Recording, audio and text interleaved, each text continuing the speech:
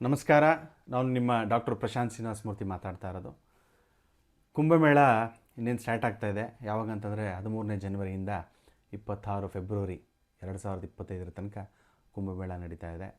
ಏನು ವಿಶೇಷ ಕುಂಭಮೇಳದ್ದು ಅಂತ ಪ್ರತಿಯೊಬ್ಬ ಹಿಂದೂ ಸಂಪ್ರದಾಯದಲ್ಲಿರೋರು ಅಂಥವ್ರು ತಿಳ್ಕೊಳ್ಳೇಬೇಕಾದಂಥ ಮಹಾ ವಿಷಯ ಇದು. ಕುಂಭ ಅಂತಂದರೆ ಏನು ಅಂತಂದರೆ ಒಂದು ಮಡಿಕೆ ಅಂತ ಅಲ್ವಾ. ಏನದು ಕುಂಭ ಮೇಳ ಏನಕ್ಕೆ ಮಾಡಬೇಕು ಅಂತಂದರೆ, ಆ ಒಂದು ಕುಂಭ ಅಂತಂದರೆ ಮಣ್ಣಿನ ಮಡಿಕೆಯಲ್ಲಿ ಅಮೃತ ಸಮುದ್ರ ಮಂಥನ ಮಾಡಬೇಕಾದ್ರೆ ಧನ್ವಂತರಿ ದೇವ ಏನು ಮಾಡ್ತಾನೆ, ಲಾಸ್ಟಲ್ಲಿ ಕೊನೆಯಲ್ಲಿ ಆ ಒಂದು ಮಣ್ಣಿನ ಮಡಿಕೆಯನ್ನು ತೊಗೊಂಡು ಬರ್ತಾ ಇರ್ತಾನೆ. ಅದರೊಳಗಡೆ ಅಮೃತ ಇರುತ್ತೆ. ಅದನ್ನು ತೊಗೊಂಬಂದ್ಬಿಟ್ಟು ದೇವತೆಗಳಿಗೆ ಒಪ್ಪಿಸ್ತಾನೆ. ಆವಾಗ ಏನು ಮಾಡ್ತಾನೆ, ಯಾರಿಗೆ ಒಪ್ಪಿಸ್ತಾರೆ ಅಂತಂದರೆ ಆ ದೇವತೆಗಳೆಲ್ಲ ತೊಗೊಂಡೋಗಿ 4 ಜನ, ಪ್ರಮುಖವಾಗಿ 4 ದೇವತೆಗಳಿಗೆ ಒಪ್ಪಿಸ್ತಾರೆ. ಯಾರು ಆ ದೇವತೆಗಳು ಅಂತಂದರೆ, ಫಸ್ಟು ಸೂರ್ಯದೇವನಿಗೆ, ಚಂದ್ರದೇವ ಮತ್ತು ಗುರುಗಳು ಅಂದರೆ ಬೃಹಸ್ಪತಿ ಇರ್ತಾರೆ. ಆ ಬೃಹಸ್ಪತಿಗೆ ತೊಗೊಂಡು ಒಪ್ಪಿಸ್ತಾರೆ. ಮತ್ತು ಇನ್ನೊಬ್ಬ ಶನಿ ಮಹಾತ್ಮ. ಸೊ 4 ಜನ ಇರ್ತಾರೆ. 4 ಜನಕ್ಕೂ ಅದನ್ನು ತೊಗೊಂಡೋಗಿ ಅರ್ಪಣೆ ಮಾಡ್ತಾರೆ. ಆಗ ರಾಕ್ಷಸರು ಹಿಂಬಾಲಿಸ್ಕೊಂಡು ಬರ್ತಾ ಇರ್ತಾರೆ, ಕಿತ್ಕೊಳ್ಳೋಕ್ಕೆ ಪ್ರಯತ್ನ ಮಾಡ್ತಾ ಇರ್ತಾರೆ. ಆಗ ಈ 4 ದೇವತೆಗಳು 4 ದಿಕ್ಕಾಪಾಲಾಗಿ ಒಂದೊಂದು ಕಡೆ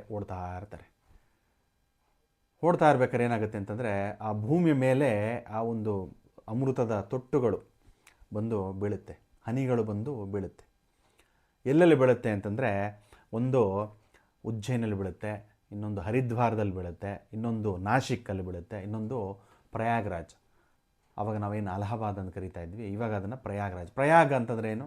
ಪ್ರಯಾಗ್ ಅಂತಂದರೆ ಕಾಂಬಿನೇಷನ್, ಕಂಬೈನಿಂಗ್ ಅಂತಂದರೆ ಸಂಗಮ ಅಂತ. ಪ್ರಯಾಗ್ರಾಜಲ್ಲಿ 3 ನದಿಗಳು ಕೂಡುತ್ತೆ. ಯಾವ್ಯಾವ ನದಿಗಳು ಕೂಡುತ್ತೆ ಅಂತಂದರೆ, ಒಂದು ಪವಿತ್ರವಾದ 3 ಕೂಡ ಪವಿತ್ರವಾದಂಥ ನದಿಗಳೇ. ಒಂದು ಗಂಗಾ, ಇನ್ನೊಂದು ಯಮುನಾ ಮತ್ತು ಇನ್ನೊಂದು ಸರಸ್ವತಿ. ಆ 3 ನದಿಗಳು ಕೂಡಿದಾಗ ಅದನ್ನು ಸಂಗಮ ಅಂತ ಕರೀತಾರೆ. ಅದನ್ನೇ ಪ್ರಯಾಗ್ರಾಜ್ ಅಂತ ಈಗಿನ ಕಾಲದಲ್ಲಿ ಹೇಳುವಂಥದ್ದು. ಆಗ ಅದನ್ನು ಅಲಹಾಬಾದ್ ಅಂತ ಕರೀತಾರೆ, ನಿಮಗೆ ಗೊತ್ತಿರೋವಂಥ ವಿಷಯನೇ. ಹಾಗಾಗಿ ಏನಾಗ್ಬಿಡುತ್ತೆ, ಈ 4 ಜಾಗಗಳಲ್ಲಿ ಅಮೃತ ಚೆಲ್ಲಿರೋದ್ರಿಂದ ಅದು ಆ ನದಿಗಳು ಬಹಳ ವಿಶೇಷವಾಗಿಬಿಡುತ್ತೆ. ಹರಿದ್ವಾರದಲ್ಲಿ ಗಂಗಾದೇವಿ ಇರ್ತಾಳೆ, ಹರಿತಾ ಇರುತ್ತೆ. ಉಜ್ಜಯಿನಲ್ಲಿ ಯಾರಿರುತ್ತೆ? ಉಜ್ಜಯಿನಲ್ಲಿ ಕ್ಷಿಪ್ರ ನದಿಗಳಿರುತ್ತೆ, ಕ್ಷಿಪ್ರ ನದಿ ಹರಿತಾ ಇರುತ್ತೆ. ನಾಶಿಕಲ್ಲಿ ಗೋದಾವರಿ ಇರುತ್ತೆ. ಪ್ರಯಾಗ್ರಾಜಲ್ಲಿ ನಾನು ಹೇಳಿದಂಗೆ ಸಂಗಮ, ಗಂಗಾ, ಯಮುನಾ ಮತ್ತು ಸರಸ್ವತಿ ಗುಪ್ತಗಾಮಿನಿ, ಕಾಣಿಸಲ್ಲ ನಮಗೆ, ಒಳಗಡೆನೇ ಹರಿತಾಳಂತೆ. ಹಾಗಾಗಿ ಈ ನದಿಗಳು ಆ ಜಾಗಗಳಲ್ಲಿ ಅಮೃತ ಬಿದ್ದು, ಆ ನದಿಗಳು ಆ ಪರ್ಟಿಕ್ಯುಲರ್ ಜಾಗದಲ್ಲಿ, ಗಂಗೆಯಲ್ಲೋ ಇದೆ, ಗಂಗೆ ಸಮುದ್ರಕ್ಕೆ ಸೇರ್ತಲ್ಲ, ಆ ಸಮುದ್ರ ತೀರದಲ್ಲಿ ಹೋಗ್ಬಿಟ್ಟು ಗಂಗೆ ಎಲ್ಲಿ ಆ ಸಮುದ್ರನ ಸೇರ್ತಾಳೋ ಆ ಜಾಗದಲ್ಲಿ ಸ್ನಾನ ಮಾಡೋದು ಪುಣ್ಯ ಬರುತ್ತಾ? ಪುಣ್ಯ ಬರಲ್ಲ. ಅದೇ ಜಾಗಕ್ಕೆ ಹೋಗಬೇಕು, ಅದೇ ಜಾಗದಲ್ಲಿ ನಾವು ಸ್ನಾನವನ್ನು ಮಾಡಬೇಕು. ಯಾವತ್ತಿನ ದಿವಸ ಅಂತಂದರೆ, ಯಾವಾಗ ಸಂಕ್ರಾಂತಿ ಆಗುತ್ತಲ್ಲ ಆವತ್ತಿನ ದಿವಸ ಏನಾಗುತ್ತೆ ಅಂತಂದರೆ, ಅದೆಲ್ಲ ಒಂದು ಬಣ್ಣ ಇರುತ್ತಲ್ಲ, ಆ ಒಂದು ನದಿಯ ಬಣ್ಣ ಕಪ್ಪಗೆ ತಿರುಗಿಬಿಡುತ್ತಂತೆ, ಕಲರ್ ಚೇಂಜ್ ಆಗುತ್ತೆ. ಅದು ಚೇಂಜ್ ಆದರೆ ಅದೇ ಇಂಡಿಕೇಷನ್ ಅಂತೆ, ಅಂದರೆ ಅದು ಅಮೃತ ಸೇರ್ತಾ ಇದೆ, ಅದು ಪುಣ್ಯ ಬರ್ತಾ ಇದೆ ಅಂತ. ಹಾಗಾಗಿ ಕುಂಭಮೇಳ ಲಕ್ಷಾಂತರ ಜನ, ಕೋಟ್ಯಾಂತರ ಜನ ಹೋಗಿ ವಾಸ ಮಾಡ್ತಾರೆ. ಆ ಒಂದು ಜಾಗದಲ್ಲಿ, ನದಿ ತೀರದಲ್ಲಿ ಎಲ್ಲ ಕುಟೀರಗಳನ್ನ ಮಾಡಿರ್ತಾರೆ, ಟೆಂಟ್ ಮಾಡಿರ್ತಾರೆ, ಅಲ್ಲಿ ಭಂಡಾರಗಳು ಮಾಡ್ತಾ ಇರ್ತಾರೆ. ಅಲ್ಲೇ ಇದ್ಬಿಟ್ಟು ನದಿಗೆ ಸ್ನಾನ ಮಾಡಿಕೊಂಡು ಪುಣ್ಯವನ್ನು ಗಳಿಸ್ತಾರೆ. ಅದು ಕುಂಭಮೇಳದ ವಿಶೇಷ. 12 ವರ್ಷಕ್ಕೆ ಒಂದು ಸತಿ ಕುಂಭಮೇಳ ನಡೆಯೋದು. ಏನಕ್ಕೆ ಅಂತಂದರೆ, ಮೇಯ್ನು ಅದು ಆ ವಿಷಯ ಬರೋದೇ ಗುರುವಿನ ಸಮ್ಮುಖದಲ್ಲಿ, ಆ ಗುರುವಿನ ಆಧಾರದ ಮೇಲೆ. ಗುರು ಅಂತಂದರೆ ಯಾರು? ಬೃಹಸ್ಪತಿ. ನವಗ್ರಹಗಳಲ್ಲಿ ಬೃಹಸ್ಪತಿಗೆ ಬಹಳ ವಿಶೇಷವಾದಂಥ ಸ್ಥಾನಮಾನಗಳನ್ನು ಕೊಟ್ಟಿದೆ ಶಾಸ್ತ್ರ ಅಲ್ವಾ. ಸೊ ಹಾಗಾಗಿ ಗುರು ಅಂದರೆ ಬೃಹಸ್ಪತಿ ಒಂದು ರಾಶಿಯಲ್ಲಿ 1 ವರ್ಷ ಚಲನೆ ಮಾಡ್ತಾನೆ. ಅದೇ ರಾಶಿಯಲ್ಲಿ ಈಗ ಉದಾಹರಣೆಗೆ ಇವತ್ತಿನ ದಿವಸ ಎಲ್ಲಿರ್ತಾನೆ ಗುರು ಅಂತಂದರೆ ವೃಷಭ ರಾಶಿಯಲ್ಲಿ ಇರ್ತಾನೆ. ಅದೇ ವೃಷಭ ರಾಶಿಗೆ ಮತ್ತೆ ಎಲ್ಲ ಮನೆಗಳನ್ನು ದಾಟ್ಕೊಂಡು ಹೋಗಿ ವಾಪಸ್ಸು ಅದೇ ವೃಷಭ ರಾಶಿಗೆ ಬರಬೇಕು ಅಂದರೆ 12 ವರ್ಷ ತಗೊಳುತ್ತೆ. ಹಾಗಾಗಿ ಯಾವಾಗ ಅಲ್ಲಿ ಬರ್ತಾನೋ ಆವಾಗ ವೃಷಭ ರಾಶಿಗೆ ಬರ್ತಾನೋ ಆವಾಗೆಲ್ಲ ಏನಾಗುತ್ತೆ, ಕುಂಭಮೇಳ ನಡೆಯುತ್ತೆ 12 ವರ್ಷಕ್ಕೆ ಒಂದು ಸತಿ. ಅಂದರೆ ಆ ಒಂದು ಅಮೃತದ ಬಟ್ಟಲನ್ನ ಇಟ್ಕೊಂಡು, ಮಡಿಕೆನ ಇಟ್ಕೊಂಡು ಎಲ್ಲ ಓಡಾಡಿದ್ರಲ್ಲ, ಎಷ್ಟು ವರ್ಷ ಓಡಾಡಿದ್ದಾರೆ ಅಂದರೆ 12 ವರ್ಷ ಓಡಾಡಿದ್ರಂತೆ. 12 ಮನುಷ್ಯ ವರ್ಷಗಳು, 12 ವರ್ಷ ಕಂಟಿನ್ಯೂಸ್ ಆಗಿ ಹೋಗ್ತಾ ಇರುತ್ತೆ. ಹಾಗಾಗಿ 4 ಜಾಗ ಇರೋದ್ರಿಂದ ಒಂದೊಂದು ಜಾಗದಲ್ಲಿ ಒಂದೊಂದು ಸತಿ ಕುಂಭಮೇಳ ಮಾಡ್ತಾರೆ. ಅರ್ಥ ಆಯ್ತಾ? ಅದನ್ನು ಕುಂಭಮೇಳ ಅಂತ ಕರೀತಾರೆ. 3 ವರ್ಷಕ್ಕೆ ಒಂದು ಸಾರಿ. 3 ವರ್ಷಕ್ಕೆ ಒಂದು ಸತಿ ಒಂದು ಜಾಗದಲ್ಲಿ ಮಾಡ್ತಾರೆ. ಹಾಗೆ 3 × 4 ಅಂದರೆ 12 ವರ್ಷ ಆಗುತ್ತೆ. ಹಾಗಾಗಿ ಈ ಸತಿ ಮಾಡ್ತಾರೋ ಅಂಥ ಕುಂಭಮೇಳ ಬಹಳ ವಿಶೇಷ. 12 ವರ್ಷಕ್ಕೆ ಒಂದು ಸತಿ ಮಾಡುವಂಥದ್ದು. ನೋಡಿ, ಕುಂಭಮೇಳ ಅಂತಂದರೆ 3 ವರ್ಷಕ್ಕೆ ಒಂದು ಸತಿ ಮಾಡೋದನ್ನ ಕುಂಭಮೇಳ.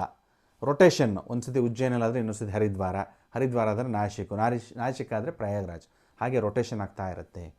ನೆಕ್ಸ್ಟ್ ಅರ್ಧ ಕುಂಭಮೇಳ, 6 ವರ್ಷಕ್ಕೆ ಒಂದು ಸತಿ ಆಗುವಂಥದ್ದು ಕುಂಭಮೇಳ. ಅದು ಹರಿದ್ವಾರ ಮತ್ತು ಪ್ರಯಾಗ್ರಾಜಲ್ಲಿ ಮಾತ್ರ ಆಗುವಂಥದ್ದು. ನೆಕ್ಸ್ಟು ಪೂರ್ಣ ಕುಂಭಮೇಳ. ಇವತ್ತು ಅಂದರೆ ಈ ಸತಿ ಏನು ನಡೀತಾ ಇದೆ, ಜನವರಿ 13ನೇ ತಾರೀಕಿಂದ ಸ್ಟಾರ್ಟ್ ಆಗ್ತಾಯಿಲ್ಲ, ಅದು ಪೂರ್ಣ ಕುಂಭಮೇಳ. ಬಹಳ ವಿಶೇಷ.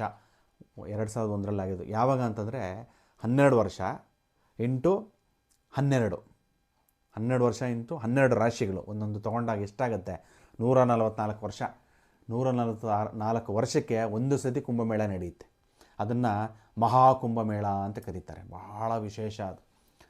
ಅರ್ಥ ಆಯ್ತಾ? ಅದು ಎಲ್ಲಿ ನಡೆಯುತ್ತೆ? ಬರೀ ಪ್ರಯಾಗ್ರಾಜಲ್ಲಿ ಮಾತ್ರ ನಡೆಯುವಂಥದ್ದು. ಹಾಗೆ ಬಹಳ ವಿಶೇಷವಾದಂಥ ದಿನ. ಆ ಒಂದು ನದಿಗೆ ಎಲ್ಲ ಸಾಧು ಸಂತರು ಹಿಮಾಲಯಗಳಿಂದ, ಅಘೋರಿಗಳು, ನಾಗಸಾಧುಗಳು ಎಲ್ಲ ಪ್ರತಿಯೊಬ್ಬರು ಎಲ್ಲ ಬಂದು ಆ ನದಿಯಲ್ಲಿ ಸ್ನಾನಗಳು ಮಾಡ್ಕೋತಾರೆ. ಆ ನದಿ ಸ್ನಾನ ಗುರುವಿನ ಸಂಕೇತ. ಮತ್ತು ಜನವರಿ 14ನೇ ಜನವರಿ ಏನು? ಮಕರ ಸಂಕ್ರಾಂತಿ. ಸೂರ್ಯ ಅಧಿಪತಿ ಧನುಸು ರಾಶಿ ಬಿಟ್ಟು ಮಕರ ರಾಶಿಗೆ ಹೋಗ್ತಾನೆ. ಹಾಗಾಗಿ ಸೂರ್ಯ ಕೂಡ ಅಧಿಪತಿ ಆಗಿಬಿಡ್ತಾನೆ. ಹಾಗಾಗಿ ಕುಂಭಮೇಳ ಯಾವಾಗ ಆಗುತ್ತೆ ಅಂತಂದರೆ, ಯಾವಾಗ ವೃಷಭ ರಾಶಿಯಲ್ಲಿ ಗುರು ಇರ್ತಾನೋ, ವೃಷಭ ರಾಶಿಯಲ್ಲಿ ಗುರು ಇರಬೇಕು, ಅಂದರೆ ಬೃಹಸ್ಪತಿ ಇರಬೇಕು, ಮಕರ ರಾಶಿಯಲ್ಲಿ ಸೂರ್ಯ ಇರಬೇಕು, ಆವಾಗ ಮಹಾಕುಂಭಮೇಳ ಮಾಡ್ತಾರೆ. ಬಹಳ ವಿಶೇಷ. ಅಂದರೆ ಸಂಕ್ರಾಂತಿ ದಿವಸನೇ ಸ್ಟಾರ್ಟ್ ಆಗುತ್ತೆ. ಅಂದರೆ ಸೂರ್ಯ ಕೂಡ ಅಧಿಪತಿ ಆಗಿಬಿಡ್ತಾನೆ. ಹಾಗಾಗಿ ಸೂರ್ಯನಿಗೆ ಮತ್ತು ಬೃಹಸ್ಪತಿಗೆ ಎರಡಕ್ಕೂ ಲಿಂಕ್ ಇರುತ್ತೆ, ಕನೆಕ್ಷನ್ ಇರುತ್ತೆ. ಅರ್ಥ ಆಯ್ತಲ್ಲ? ಸೊ ಹಾಗಾಗಿ ನಾಗಸಾಧುಗಳು ಎಲ್ಲ ಗುರುಗಳು ಸಮಾನ. ಅವರು ಸ್ನಾನ ಮಾಡಿರುವಂಥ ನದಿಗಳಲ್ಲಿ ನಾವು ಕೂಡ ಸ್ನಾನ ಮಾಡ್ತು ಅಂತಂದರೆ ನಮ್ಮ ಸಕಲ ದೋಷಗಳೆಲ್ಲ ಹೊರಟೋಗುತ್ತೆ ಅಂತ. ಅರ್ಥ ಆಯ್ತಾ? ಯಾವಾಗ 6 ದಿನಗಳು ಬಹಳ ವಿಶೇಷ ಅಲ್ಲಿ ಸ್ನಾನ ಮಾಡೋಕ್ಕೆ ಪ್ರಯಾಗ್ರಾಜಲ್ಲಿ ಆ ಸಂಗಮದಲ್ಲಿ. ಯಾವ್ಯಾವುದು ಅಂದರೆ, ಫಸ್ಟ್ 13ನೇ ತಾರೀಕು ಜನವರಿ 2025. ಅದನ್ನು ಪುಷ್ಯ ಮಾಸದ ಪೌಷ ಪೌರ್ಣಿಮಾ ಅಂತ ಕರೀತಾರೆ. ಅದು ಇನಾಗ್ರೇಷನ್ ಥರ ಅದನ್ನು ಮಾಡ್ಕೊಳ್ಳೋವಂಥದ್ದು. ನೆಕ್ಸ್ಟು 14ನೇ ತಾರೀಕು ಮಕರ ಸಂಕ್ರಾಂತಿ ಬಹಳ ವಿಶೇಷ. ದಾನ ಧರ್ಮ ದಕ್ಷಿಣೆಗಳು ಮಾಡಬೇಕಂತ ಅವತ್ತು. ಹಾಗೆ ಅವತ್ತಿನ ಕೂಡ ಅಲ್ಲಿ ನದಿಯಲ್ಲಿ ಸಂಗಮದಲ್ಲಿ ಸ್ನಾನ ಮಾಡ್ಕೋಬೇಕು. 29 ಜನವರಿ ಮೌನಿ ಅಮಾವಾಸ್ಯೆ ಏನಕ್ಕೆ ಕರೀತಾರೆ ಅಂತಂದರೆ, ಅಲ್ಲಿ ಋಷಿಗಳಿರ್ತಾರೆ. ಋಷಿ ಅವರು ಮೌನವಾಗೇ ಇರ್ತಾರಂತೆ ಎಷ್ಟೋ ಸಂವತ್ಸರಗಳು. ಆಮೇಲೆ ಅವತ್ತಿನ ದಿವಸ ನದಿ ಸ್ನಾನ ಮಾಡಿ ಅವನು ಮೌನವನ್ನು ಮುರಿತಾರೆ. ಅದಕ್ಕೆ ಮೌನಿ ಅಮಾವಾಸ್ಯೆ ಅಂತ ಕರೀತಾರೆ. ಅವತ್ತು ಕೂಡ ಭಾಳ ವಿಶೇಷ, ಅದು ಮಾಡಲೇಬೇಕು.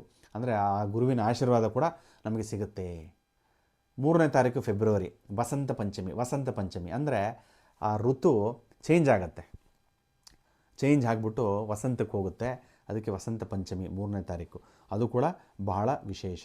ಅಂದರೆ ಅವತ್ತಿನ ದಿವಸ ಸರಸ್ವತಿ ದೇವಿ ಭೂಮಿಗೆ ಇಳಿದು ಬರ್ತಾಳಂತೆ ವಸಂತ ಪಂಚಮಿ ದಿವಸ. ಹಾಗಾಗಿ ಮಕ್ಕಳ ಕೈಲಿ ಕೂಡ ವಿಶೇಷವಾಗಿ ಸರಸ್ವತಿ ಪೂಜೆ ಮಾಡ್ತು ಅಂತಂದರೆ ಬುದ್ಧಿ ಚುರುಕಾಗುತ್ತೆ.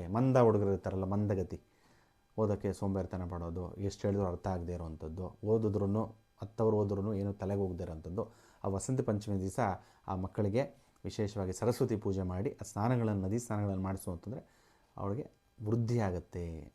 ಅರ್ಥ ಆಯ್ತಾ? ವಿದ್ಯೆ ವೃದ್ಧಿ ಆಗುತ್ತೆ ಅಂತ. ನೆಕ್ಸ್ಟ್ 12ನೇ ತಾರೀಕು ಫೆಬ್ರವರಿ ಮಾಘ ಮಾಸದ ಪೂರ್ಣಿಮೆ ಬಹಳ ವಿಶೇಷ. ಅದೇನು ಅಂತಂದರೆ, ಆ ಬೃಹಸ್ಪತಿ ಇರ್ತಾರಲ್ಲ, ಗುರುಗಳು ಅಂತೀವಿ ನಾವು ಜಾತಕದಲ್ಲಿ. ಆ ಗುರುವಿನ ಆಶೀರ್ವಾದ, ಆ ಒಂದು ಊರ್ಜೆ ಅಂದರೆ ಎನರ್ಜಿ ತುಂಬ ಯಥೇಚ್ಛವಾಗಿರುತ್ತಂತೆ ಆ ನದಿ ಸ್ನಾನ ಮಾಡಿದಾಗ. ಅವತ್ತಿನ ದಿವಸ ಗಂಧರ್ವರೆಲ್ಲ ಬರ್ತಾರಂತೆ ಅದಕ್ಕೆ, ಪ್ರಯಾಗ್ರಾಜ್ಗೆ, ಆ ಸಂಗಮಕ್ಕೆ. ಹಾಗಾಗಿ ಆ ಒಂದು ದೈವಿಕ ಎನರ್ಜೀಸು ತುಂಬ ಸಿಗುತ್ತೆ ನಮಗೆ ಅಂತ ಅಲ್ಲಿ ಮಾಡಿದಾಗ. ಇನ್ನೊಂದು ಮಹಾಶಿವರಾತ್ರಿ. ದೇವತೆಗಳು ಕೂಡ ಈ ದಿನಕ್ಕೋಸ್ಕರ ಕಾಯ್ತಾರಂತೆ. ಸ್ವರ್ಗಲೋಕದಲ್ಲಿ ಕೂಡ ಶಿವರಾತ್ರಿ ಯಾವಾಗ ಬರುತ್ತೆ, ಶಿವನ ಜಪ ನಾವು ಯಾವಾಗ ಮಾಡ್ತೀರಿ, ಯಾವಾಗ ನಾವು ಜಾಗರಣೆ ಮಾಡಿ ಅದನ್ನು ಆರಾಧಿಸ್ತೀವಿ ಅಂತ ಕಾಯ್ತಾ ಇರ್ತಾರಂತೆ. ಹಾಗಾಗಿ ಬಹಳ ವಿಶೇಷ. 26 ಫೆಬ್ರವರಿ 2025 ಮಹಾಶಿವರಾತ್ರಿ ಕೂಡ ಇರುತ್ತೆ. ನೋಡಿ, ಎಷ್ಟೊಂದು ವಿಷಯ ತಿಳ್ಕೊಂಡ್ವಿ ನಾವು. ಹಾಗಾಗಿ ಜನವರಿ 13ನೇ ತಾರೀಕಿಂದ ಫೆಬ್ರವರಿ 26 ಅದು ಮಾಘ ಮಾಸ ಮಹಾಶಿವರಾತ್ರಿ ಮುಗಿಯೋ ತನಕ ಬಹಳ ವಿಶೇಷವಾಗಿ ಇರುತ್ತೆ. ದೈವ ಕಾರ್ಯಗಳು, ಪೂಜಾ ಪುನಸ್ಕಾರಗಳು ಯಾರು ಯಥೇಚ್ಛವಾಗಿ ಮಾಡ್ತಾರೋ ಅವರಿಗೆ ಆ ಭಗವಂತನ ಆಶೀರ್ವಾದ, ಅಂದರೆ ಮೇಯ್ನು ಭಗವಂತನ ಆಶೀರ್ವಾದ ಸದಾ ಇರುತ್ತೆ. ವಿಷ್ಣುವಿನ ಆಶೀರ್ವಾದ, ಶಿವನ ಆಶೀರ್ವಾದ, ಬ್ರಹ್ಮನ ಆಶೀರ್ವಾದ, ತ್ರಿಮೂರ್ತಿಗಳ ಆಶೀರ್ವಾದ ಇರುತ್ತೆ.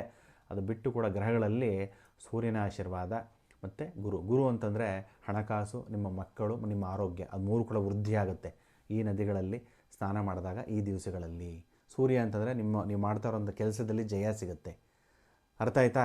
ಸೊ ಹಾಗಾಗಿ ಯಾರು ಅಷ್ಟೇ ನಮ್ಗೆ ಹೋಗೋಕ್ಕಾಗದೇ ಇದ್ದರೂ ಕೂಡ ಇಲ್ಲಿ ಯಾವುದು ನದಿಗಳ ಹತ್ತಿರ ಇದೆಯೋ, ಇಲ್ಲಾಂದರೆ ಅದೇ ನಮ್ಮ ಮನೆಯಲ್ಲಿರುವಂಥ ನೀರುಗಳಿಗೆ ಒಂದು ತುಳಸಿ ದಳನ ಹಾಕ್ಬಿಟ್ಟು ಅದೇ ಸಂಗಮ ಗಂಗಾ ಯಮುನಾ ಸರಸ್ವತಿ ಅಂದ್ಕೊಂಡು ಅದನ್ನೇ ನಾವು ದೈವ ಭಕ್ತಿಯಿಂದ ಸ್ನಾನ ಮಾಡ್ಕೊತಾ ಇತ್ತು ಅಂತಂದರೆ ಅದೇ ಎಷ್ಟು ಪುಣ್ಯ ಬಂದ್ಬಿಡುತ್ತೆ ನಮಗೆ. ಅರ್ಥ ಆಯ್ತಾ? ಇದೆಲ್ಲ ಪಾಲಿಸಿ ಮಕ್ಕಳಿಗೂ ಹೇಳಿಕೊಡಿ, ಮಕ್ಕಳಿಗೂ ತಿಳಿಸಿ ಏನದು ಮಹಾಕುಂಭಮೇಳ ಅಂತ. ನಮ್ಮ ಧರ್ಮವನ್ನು ನಾವು ಕಾಪಾಡಿಕೊಳ್ಳೋಣ. ಮತ್ತೊಮ್ಮೆ ಎಲ್ಲರಿಗೂ ಕುಂಭಮೇಳದ ಏನು ನಡೀತಾ ಇದೆ ಆ ಒಂದು ಕಾರ್ಯಕ್ರಮ ಅದೆಲ್ಲ ಆದಷ್ಟು ಭಾಗವಹಿಸಿ ಆ ಪುಣ್ಯವನ್ನು ಗಳಿಸಿ. ನಮಸ್ತೆ.